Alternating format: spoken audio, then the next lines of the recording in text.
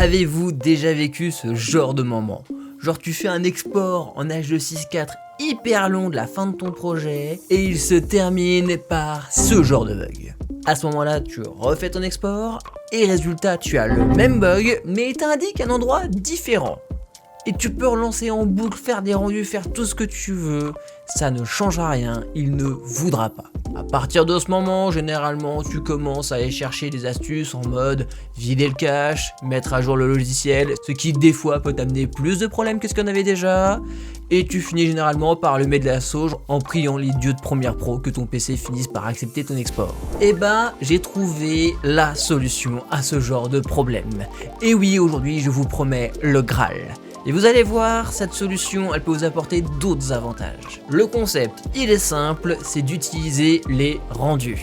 Vous avez peut-être vu cette petite case passer dans votre fenêtre d'export qui dit utiliser les prévisualisations. Et ben vous savez quoi? Elle ne sert strictement à rien à part dans un cas très précis. Sinon, ça ne change strictement rien à votre export. Déjà, on va s'attarder sur les rendus. Quand vous montez vos vidéos, vous avez cette barre là qui vous indique l'état de vos rendus. En rouge, c'est Premiere qui te dit « Frère, cherche pas, je vais pas y arriver, fais un rendu d'abord ». Quand c'est jaune, ça veut dire « Oui, je peux peut-être y arriver, mais s'il n'y a pas trop d'effets, etc. » Vas-y, ça se tente. Et en vert, ça veut dire que Premiere a fait un rendu. Un rendu, c'est quoi? C'est un petit export de ta vidéo dans un certain codec que le logiciel de montage va lire à la place d'essayer de tout calculer à chaque fois. C'est littéralement un export, hein. Si tu vas là où tu les as rangés, tu les vois, tu peux double-cliquer dessus, t'as ta vidéo, exactement. Mais c'est là que tout se joue. Si au moment de l'export, tu choisis les mêmes réglages que ta timeline, donc le même format que tes fichiers de rendu, et que là tu cliques sur la case « Utiliser les prévisualisations », à ce moment-là très précis, Premiere ne fera pas un export. Premiere va juste mettre tous tes rendus bout à bout et te faire un beau fichier avec.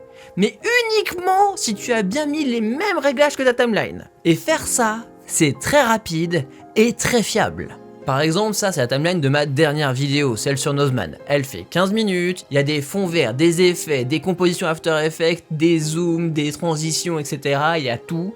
Normalement, elle me prend à peu près 15 minutes à rendre. Là, avec cette technique, c'est plus que 6-7 minutes. D'ailleurs, petit détail sur les rendus, si vous encodez vos rushs exactement dans le même format de rendu que votre timeline, là vous débloquez une nouvelle couleur de rendu, rien du tout. Littéralement, Premiere est en mode, pas besoin de faire un rendu, ton rush est un rendu en soi. Bon, par contre, si tu commences à les bidouiller, à les zoomer, etc., là, faudra faire des rendus. Alors, maintenant, dans les détails. Parce que oui, elle est en quel format ta timeline? Quand tu vas dans les réglages de séquence, tu vas tout en bas et tu peux voir le format et le codec. Le format, c'est quel type de fichier? AVI, MOV, MPEG, etc.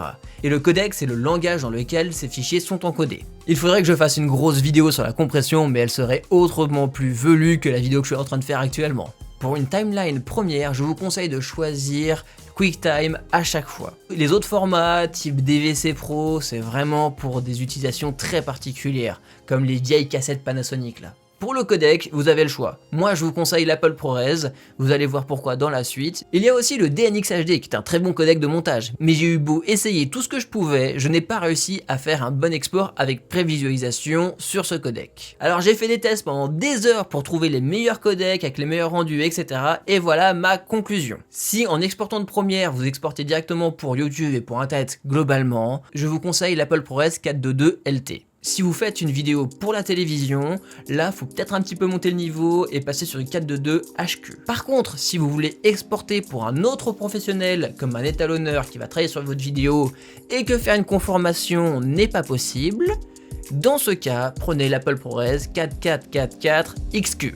Là, c'est le top du top. Mais pour YouTube, le 422 LT, c'est largement suffisant. Maintenant, il y a deux petites cases là en bas qui donnent très envie d'être cochées là. Résolution maximale et qualité de rendu maximale. Ben oui, globalement, il faut les cocher. Après, si vous voulez des détails, je vous conseille ce super article. Mais en gros, résolution maximale force le rendu de certains effets en meilleure qualité, en 32 bits plutôt que 8 bits.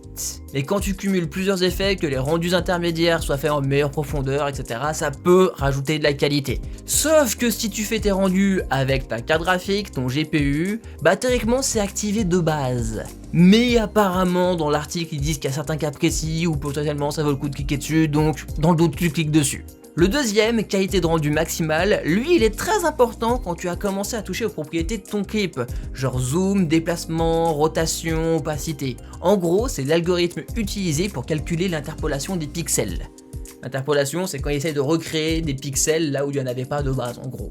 Genre quand tu zoomes beaucoup dans un truc, c'est à quel point il va essayer de recréer des pixels pour que ça fasse pas trop moche. Mais personnellement, même constat que pour le premier, à partir du moment où tu en calcules en GPU, j'ai l'impression qu'il le fait de base que je clique ou pas sur les cases à cocher.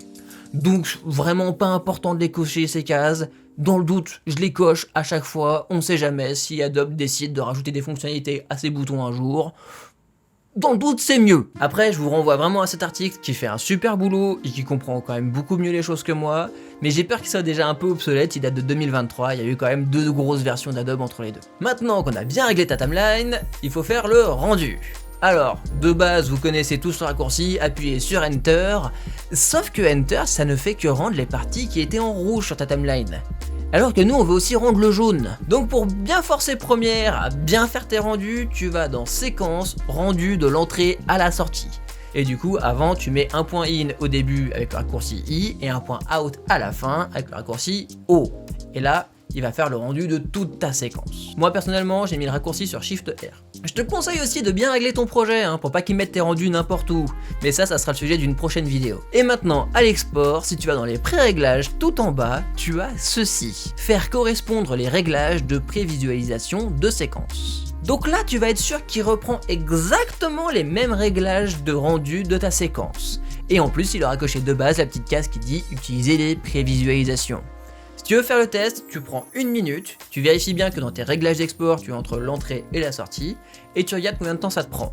Quand je ne clique pas sur utiliser les pré-réglages, personnellement ça me prend 37 secondes pour sortir 1 minute, et quand je clique dessus, ça n'a pris que 9 secondes. Et après, tu peux aller sur Media Encoder pour réencoder ta vidéo en H264 pour l'envoyer sur YouTube. Alors, les avantages de cette technique. Déjà, si tu as fait tes rendus, l'export est beaucoup plus rapide. Et comme tu as fini ta vidéo, bah tu l'as regardé avant. Donc forcément, quand tu finis ta vidéo, tu as fait déjà un rendu. Donc autant utiliser ces fichiers de rendu pour faire ton export. Autre avantage, et le sujet de la vidéo, moins de bugs. Les bugs d'encodage H264 depuis Premiere, je m'en suis tapé un paquet. Là, s'il y a un problème pendant le rendu, bah c'est ponctuel, c'est juste à l'endroit où ça a planté. Donc tu peux refaire ton rendu, tu sais où ça merde. Et à partir du moment où tu as réussi à tout rendre ta séquence, tu peux le faire en plusieurs parties, etc. pour localiser les potentiels problèmes. Une fois que tout est vert, tu es sûr de toi, tu peux faire ton export. Et ça, c'est un plaisir. Mais du coup, ce qui rend cette technique imbattable, c'est que tu es certain que ce que tu exportes, c'est exactement ce que tu voyais sur ta timeline. Et ne pas être sûr de ce qu'il y a sur ta timeline, ça peut être une grosse source de stress. J'ai déjà vu diffuser à la télé des trucs avec marqué « Pour stabiliser, il faut analyser l'image d'abord ». Ça arrive. Et la Croix-Rouge aussi là, qui indique que t'as pas payé le plugin. Pareil, ça a déjà été diffusé en télé. Et bah avec cette technique, ce n'est pas possible. Et dernier bon point, tu n'es pas obligé de repasser par Premiere si tu as besoin de recompresser la vidéo pour diffuser sur une autre plateforme. Parce que, je sais pas si vous êtes au courant, encoder plusieurs fois un H264, c'est un truc qui détruit la qualité de l'H264. Là, tu auras un master en Apple ProRes en très bonne qualité et à partir de ce master, tu pourras facilement encoder pour différents formats, YouTube, Vimeo, Facebook, etc. etc. Par contre, le mauvais côté de cette technique, car oui, il y en a un, c'est le poids. En Apple ProRes LT, il faut compter un peu plus d'1 giga la minute. Donc sur une vidéo de 50 minutes, tu es à plus de 50 gigas de rendu. Et après, tu as aussi 50 gigas de fichiers exportés. Donc tu es déjà à 100 gigas avant de faire tes exports H264 pour YouTube, qui eux pour le coup seront beaucoup plus légers. Mais si vous êtes en rate de place sur votre PC, je peux comprendre que ce soit un problème. Après moi, c'est mon avis sur la post-prod, vous avez bien meilleur temps d'avoir des gros disques durs avec des gros formats de montage comme de l'Apple ProRes, plutôt qu'un gros processeur qui va essayer de bouffer du H264 et qui va vous créer des problèmes de rendu et de performance de partout. Bon, j'espère que mes conseils vous auront été utiles.